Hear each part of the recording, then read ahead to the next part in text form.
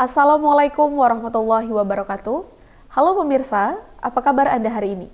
Kembali lagi di Women Channel Reaching Out to Public bersama saya Nazira Anindi. Kami akan memberikan sejumlah informasi yang menarik untuk Anda. Inilah WMN News.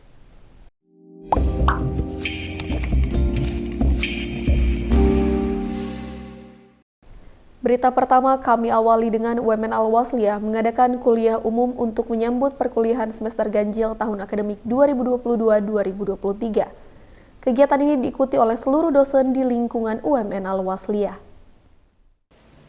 UMN Al-Wasliyah mengadakan kuliah umum untuk menyambut perkuliahan semester ganjil tahun akademik 2022-2023. Kegiatan ini dilaksanakan pada tanggal 9 September 2022 di Aula Oka Usman UMN Al-Wasliyah. Kuliah umum diikuti oleh seluruh dosen di lingkungan UMN Al-Wasliyah.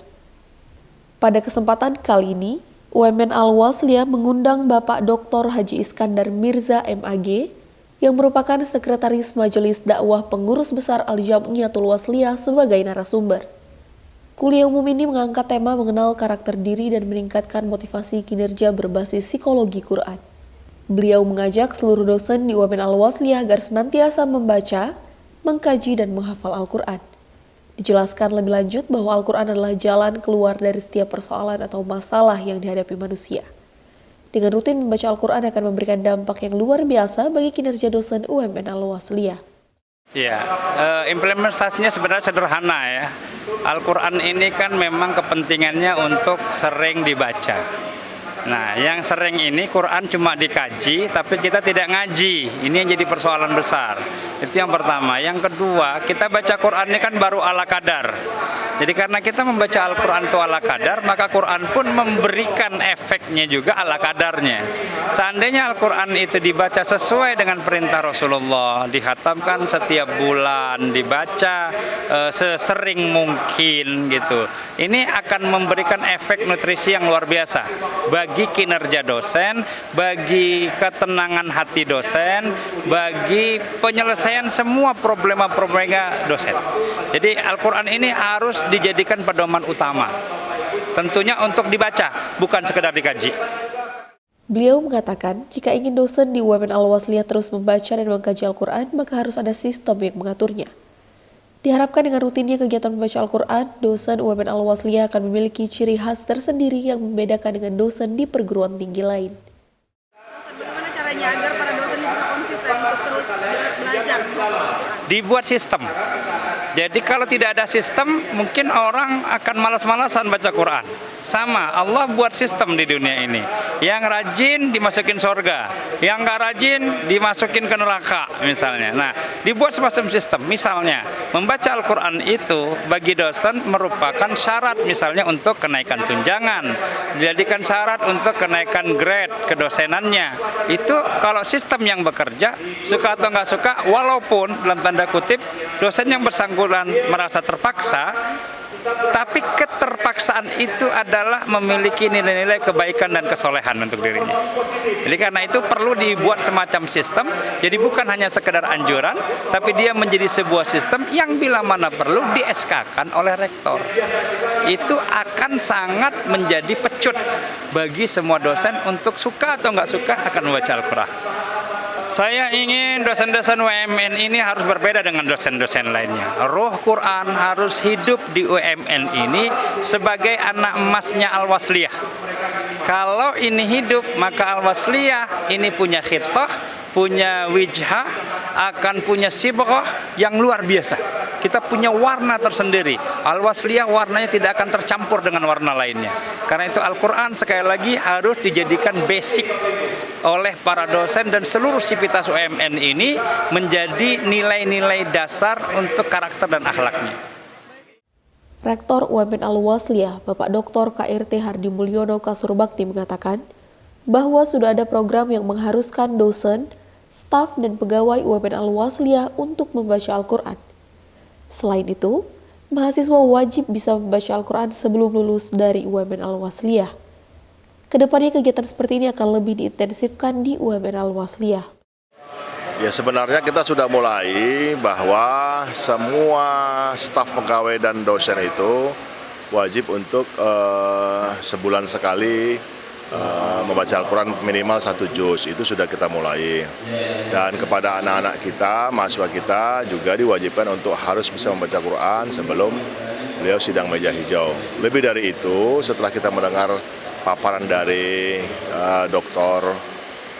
Iskandar Mirza tadi, kita akan lebih intensifkan, lebih pacu lagi bahwa sesungguhnya ternyata Al-Quran itu adalah sebuah solusi. Oleh karenanya kita akan menjadikan Al-Quran itu menjadi bagian daripada setiap kegiatan yang ada di kampus kita. Itu yang akan menjadi fokus saya.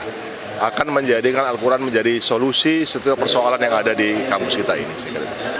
Harapan saya tidak boleh ada dosen seorang pun yang tidak bisa baca Al-Quran. Apalagi tidak bisa baca Al-Quran, tidak membaca saja tak boleh. Jadi semua harus bisa senantiasa khatam Quran, minimal 1 bulan sekali. Saya itu akan kita upayakan, insya Allah.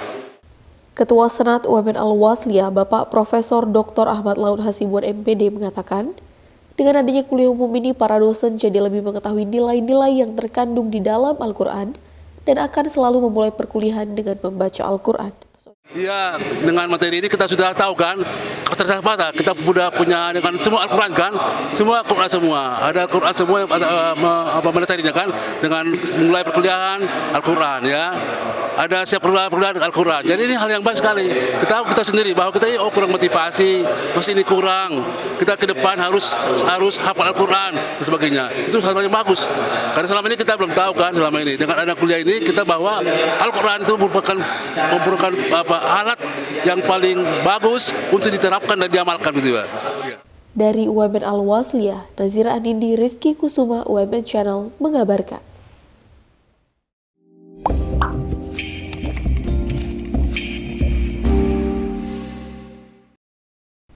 Selanjutnya, UMN Al-Wasliyah mengadakan acara penyambutan untuk peserta pertukaran mahasiswa Merdeka Angkatan 2 tahun 2022.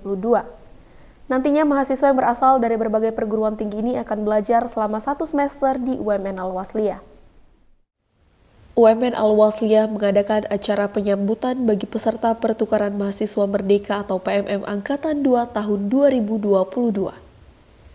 Kegiatan ini berlangsung di Auditorium Udin Samsudin Jalaluddin di kampus Syekh Haji Muhammad Yunus UMN Al-Wasliyah pada tanggal 13 September 2022.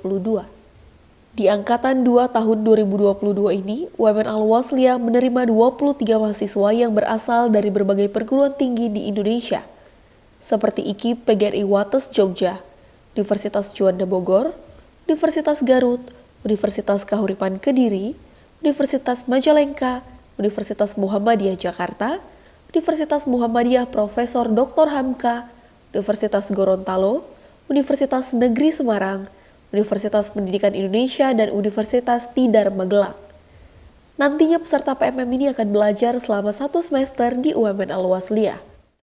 Ya, hari ini kita mengadakan seremonial penyambutan mahasiswa program pertukaran mahasiswa Merdeka Angkatan 2. Ada 23 orang yang akan mengikuti perkuliahan selama 1 semester di UMN Al-Wasliyah. Dan hari ini kita adakan seremonial penyambutan, ucapan selamat datang kepada mereka dengan harapan nanti mereka ke depannya selama 1 semester ini dapat mengikuti perkuliahan sampai selesai dan sesuai dengan kalender akademik bahwa perkuliahan yang ada di UMN Al-Wasliyah berlangsung dari tanggal 12 September 2022. Rektor UMN Al-Wasliyah, Bapak Dr. KRT Hardi Mulyono Kasurbakti mengatakan, dengan adanya peserta PMM yang hadir di UMN Al-Wasliyah membuktikan bahwa UMN Al-Wasliyah telah menjadi salah satu perguruan tinggi swasta favorit di tingkat nasional. Beliau berpesan kepada para peserta PMM untuk dapat menyesuaikan diri dengan lingkungan dan aturan yang ada di UMN Al-Wasliyah. Alhamdulillah kita kedatangan tamu anak-anak mahasiswa dari berbagai daerah. Dalam semester ganjil ini ada 23 generasi penerus bangsa, mahasiswa dari berbagai perguruan tinggi yang ada di Indonesia ini belajar di UMN. Saya kira ini bukti bahwa UMN menjadi salah satu PTS favorit anak-anak mahasiswa kita dari seluruh Indonesia. Terbukti ada peningkatan jumlah dari angkatan pertama ke angkatan kedua ini untuk mengikuti perkuliahan di tempat kita. Saya bersyukur dan mudah-mudahan ini akan pertanda baik buat kita. Ya, kita sifatnya membantu karena semua ada prosedurnya, ada ketentuannya, dan semua ditanggung oleh pemerintah, pembiayaannya. Tentu kita membantu. Saya sudah instruksikan kepada dosen, staf untuk membantu anak-anak kita yang 23 ini, jangan ada kesulitan. Termasuk tidak boleh ada kesulitan untuk memperoleh penginapan, tempat mereka tinggal, makan minum dan sebagainya selama hidup mereka di tempat kita. Saya kira harus diberi bantuan sebaik-baiknya. Pesan untuk mahasiswa yang ikut PNM ini, mahasiswa Merdeka ini, agar mereka bisa menyesuaikan diri di tempat kita, mengikuti aturan-aturan kita, dengan harapan mereka bisa menyelesaikan perkuliahan tepat waktu, baik-baik, tidak ada kurang satu apapun. Dan saya yakin dan percaya bahwa melihat anak-anak yang datang tadi merupakan anak-anak pilihan yang memiliki etika yang baik. Oleh karenanya syukurlah, mudah-mudahan ini bisa pertanda baik buat anak-anak kita yang lain. Selain mengikuti perkuliahan di UMN Al-Wasliyah, peserta PMM UMN Al-Wasliyah juga akan belajar mengenai modul Nusantara, di mana modul Nusantara ini akan mempelajari kebudayaan khususnya yang ada di Sumatera Utara. Selama di UMN Al-Wasliyah, adik-adik mahasiswa program pertukaran mahasiswa Merdeka ini pertama mengikuti perkuliahan seperti biasa, sesuai dengan jurusan dan mata kuliah yang mereka ambil. Yang kedua juga ada kegiatan modul Nusantara. Salah satu kegiatan utama yang menjadi ruh kegiatan program pertukaran mahasiswa Merdeka ini yaitu modul Nusantara dalam arti mengenal budaya yang khususnya yang ada di Sumatera Utara, dan hal ini bisa menjadi tambahan wawasan untuk adik-adik jika nantinya kembali ke perguruan tinggi asal masing-masing. Peserta PMM sangat antusias mengikuti acara penyambutan ini. Salah satu peserta mengatakan kegiatan ini sangat menarik karena mereka disambut dengan tarian daerah Sumatera Utara. Kalau untuk saya pribadi sambutan cukup menarik ya, apalagi dengan sambutan-sambutan tarian-tarian yang khas dari Sumatera Utara sendiri. Jujur saya belum pernah lihat sama sekali. Ini baru pertama kali saya ngelihat. Ternyata di sini kayak akan budaya yang berbagai macam keunikan dan keotentikan asli dari Sumatera itu sendiri sih. Jadi menurut saya itu first impression is so good. Wah, keren banget, Kak. Apalagi rektornya tuh dari sambutannya mantap banget, pokoknya kayak baik banget gitu. Jarang lihat dari universitas lain kalau sambutan dari rektor itu ternyata kayak begitu. Baik sekali. Keren banget. Apalagi kan universitas saya cuma satu gedung ya, Kak. Pas kesini tahu katanya di sini ada 5 gedung. Nah, keren banget sih, Kak. Baru tahu gitu. Para peserta PMM merasa dengan adanya kegiatan ini mereka akan mendapatkan lebih banyak pengetahuan yang nantinya dapat diimplementasikan di daerah mereka masing-masing. Kalau untuk rencana ya pertama perkuliahan, tentu kedua terkait tentang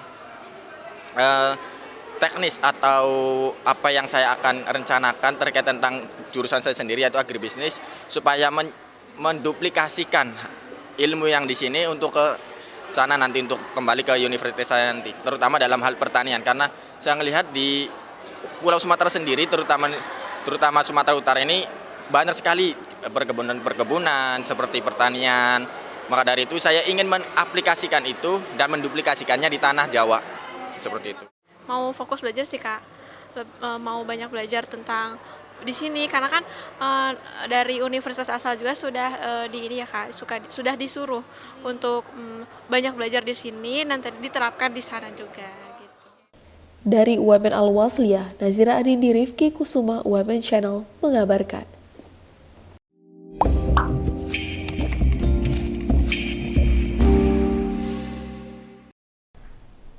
Informasi tadi sekaligus menutup jumpa kita pada hari ini. Saya Nazira Anindi beserta seluruh kerabat kerja yang bertugas pamit undur diri. Wassalamualaikum warahmatullahi wabarakatuh.